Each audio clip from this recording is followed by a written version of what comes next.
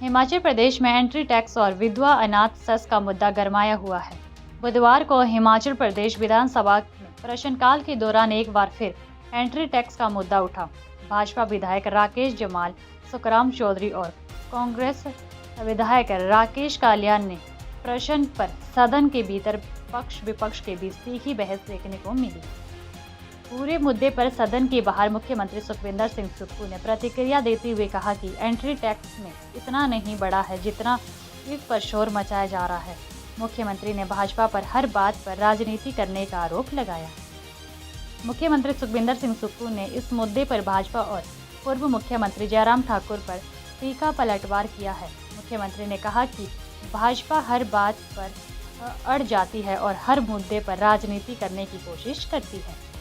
Coaching के क्षेत्र में अपनी अलग पहचान बना चुका बीआरसी इंस्टीट्यूट करवाता है +1 +2 medical, non medical, JEE mains, advance NEET की कोचिंग।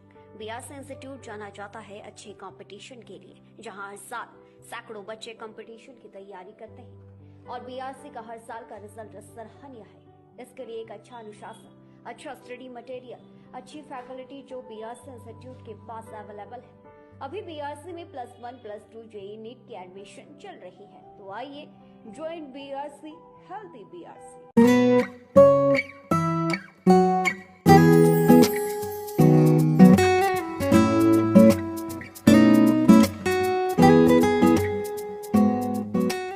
हर बात पर अड़ी हुई है। भाजपा जिस भी बात को लेकर बात करती है वो राजनीतिक तौर पर बात करते हैं। पूर्व मुख्यमंत्री हर चीज में राजनीति करते हैं।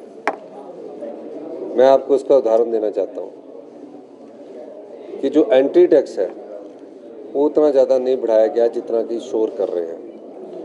मैंने कहा है कि कुछ एंट्री टैक्स में भविष्य में सहानुभूतिपूर्वक विचार किया जाएगा। जो टैक्स लगा है वो जो एनएचआई के नॉर्म्स है, क्योंकि हमने क्या किया कि एनएचआई के फास्ट टैग के साथ उसको जोड़ा है, जिसके कारण कुछ कॉस्ट पड़ी है। उसको कैसे रैशनलाइजेशन करना है भविष्य में इस बारे में सोचा जाएगा।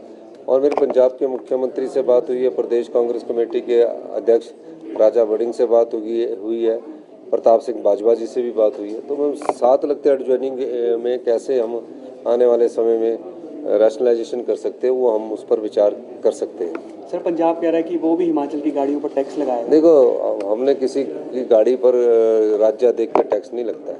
ये 40 साल से लग रहा है। इसमें कीमत बढ़ी है तो उनको थोड़ा सा ये महसूस हुआ होगा कि कीमत बढ़ गई है। लेकिन मेरा ये विचार है कि जो पंजाब और हिमाचल के साथ जो एरिया लगते हैं उसमें टैक्स में कुछ पास के रूप में, कोई राहत के रूप में देखा जाए। सर, कुछ सजेशंस भी दिए गए हैं। सर, कुछ सजेशंस भी दिए गए सेशन में। अब जयराम जी प्रधानमंत्री जी से मिलकर लौटे हैं।